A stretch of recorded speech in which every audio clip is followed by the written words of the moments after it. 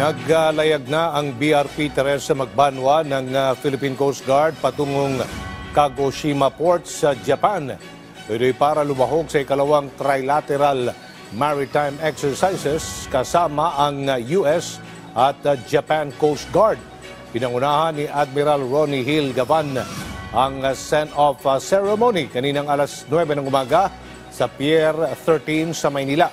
Abot sa 123 na mga tauhan ng PCG ang lalahok sa pagsasanay. Inaasahan sa June 12 makakarating ng Kagoshima Port ang tropa at magsasagawa ng maintenance repair bago sumabak sa mga pagsasanay.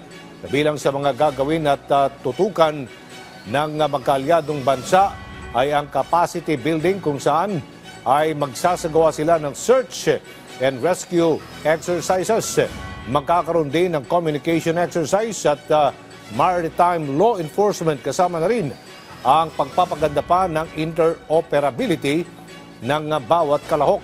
Alinsunod, nila ito sa utos ni Pangulong Marcos Jr. na palakasin pa ang kooperasyon sa mga kapwa Coast Guard ng ibang bansa.